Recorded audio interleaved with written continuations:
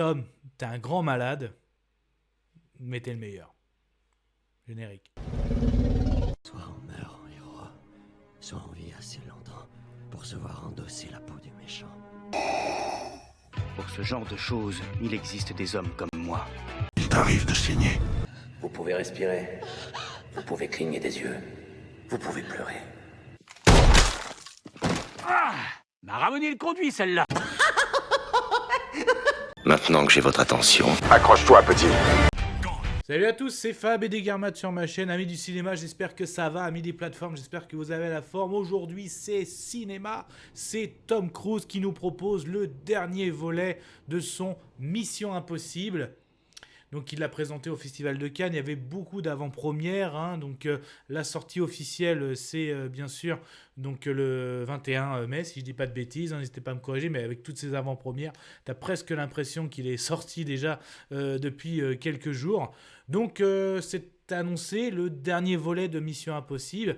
À la fois, quand même, je dirais que ce Mission Impossible, il y a beaucoup de clins d'œil par rapport à la saga.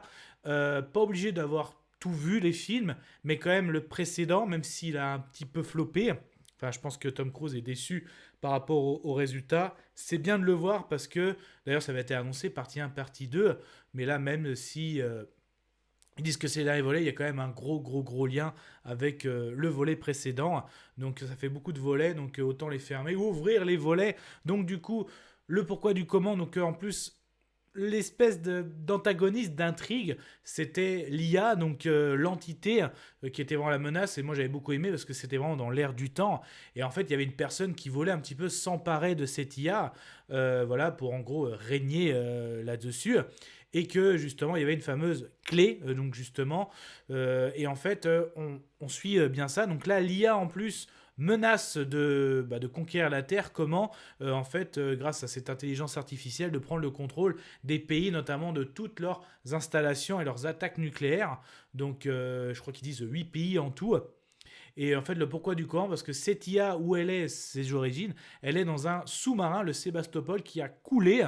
Et donc, elle est bien cachée, parce qu'on ne sait pas où est ce sous-marin. Mais l'IA arrive quand même à transmettre, en gros, à faire ses petits contrôles. Et là, en gros, elle est en train de prendre pays par pays. Donc, elle prend la Chine, la Russie, la France. Et en gros, ils pensent que quand elle aura tous les pays, tout le contrôle sur le nucléaire, elle serait prête à lancer une attaque générale pour tuer tout le monde. Et donc, en fait, comme avec Ethan et son équipe, la fameuse clé, il faut réussir à trouver ce sous-marin et s'emparer, enfin, en gros, mettre... anéantir, détruire cette IA, même si l'autre fameux antagoniste voulait justement lui contrôler cette IA un peu pour contrôler le monde. Voilà un petit peu, sans trop donner de détails, Tom Cruise, qui est à la fois scénariste, réalisateur, acteur, c'est un grand monsieur, il n'y a rien à dire. Les scènes, on retrouve le même casting à peu près que le volet précédent. Les personnages sont attachants, mais au niveau des cascades, déjà quand tu vois qu'à un moment, c'est lui qui va faire une espèce de plongée, parce qu'ils vont finir par détecter ce sous-marin Sébastopol. Je trouve ça excellent, c'est pas juste je plonge et je vais chercher. Il y a une tension, une immersion. Donc à chaque fois, le moindre mouvement qu'il fait, tu as le sous-marin qui bouge. Donc ça, c'est vraiment excellent, même si à la fin, au niveau de la remontée, bon, ça reste du Mission Impossible, bien sûr. La scène aussi de l'avion qui est excellente aussi. Même qu'en avion, quand il va sur un porte-avions pour donner la mission qu'il a reçue voilà, des présidents, je trouve qu'il y a même une petite ref à Top Gun pour vous dire. Franchement, là-dessus, rien à dire. D'ailleurs, parce que on retient aussi le volet précédent, c'était la fameuse cascade à moto. Bah moi, j'ai l'impression que cette cascade avait juste été mise là pour faire cette cascade, mais qu'au niveau du scénario, elle apportait pas grand-chose. Que là, je trouve que les cascades sont bien... vont bien avec le scénario, vont bien avec l'intrigue. Donc ça, c'est ce que j'ai beaucoup mieux aimé par rapport au volet précédent. Les tensions, il y en a partout, aussi bien les scènes de Tom Cruise, donc Ethan, mais aussi que toute son équipe. Il y a du désamorçage de bombes, il y a des morts, vraiment. Après, ça va très très vite, formation même d'une nouvelle équipe, enfin de nouvelles personnes. Ça s'enchaîne très très vite, mais après, il faut aussi, parce qu'il dure un peu moins de 3 heures, hein, 2h40, 45, mais je les ai pas vus passer, franchement. J'ai beaucoup aimé aussi le scénario, enfin l'ambiance aussi avec la présidente des États-Unis, au moment où elle voit que tous les pays petit à petit se font pirater et n'ont plus contrôle sur les installations nucléaires et que ça va arriver jusqu'à elle et qu'elle a des décisions à prendre, tout ça. J'aime beaucoup toutes ces scènes. Non, franchement, voilà, ça reste pour moi un film cinéma, quand même. Les Missions Impossibles, moi, quand je les vois, j'aime pas les revoir. Bah, d'ailleurs, je les ai pratiquement jamais revus. Mais c'est des films à voir au cinéma. Voilà, ça fait partie des films, c'est à voir une fois et après, est-ce que tu te refais en classique?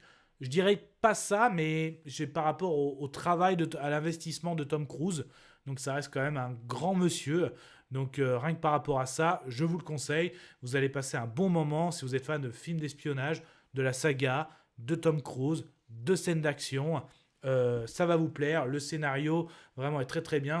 Oui, on est sur une menace, que c'est la fin du monde. Oui, ça fait passer Tom Cruise pour le sauveur du monde. Mais après, ça reste son argent, ça reste son film. Puis bah voilà quoi. Donc c'est mon avis sonore. J'hésite. Allez, je vais le mettre à... Votre sainteté. Mais ça n'était que mon avis. Faites votre propre avis. À vous de juger. Et puis n'hésitez pas à vous promener sur la chaîne. Alors si ça vous plaît ce type de vidéo, donc des avis sur des films, des séries, essentiellement pop culture, que ce soit aussi du live action que de l'animation, bah vous cliquez sur s'abonner, c'est gratuit. Et puis d'ailleurs, bah voilà, entre les films de Tom Cruise, que ce soit la saga Mission Impossible, Top Gun, on sait qu'il y a un autre Top Gun qui va arriver. Est-ce que vous êtes hypé par ça? Pour vous, Tom Cruise, qu'est-ce que ça représente pour le cinéma? On peut en parler dans les commentaires. Prenez soin de vous. Kenavo. Je vous souhaite une agréable soirée. Désolé pour le bordel. Au revoir.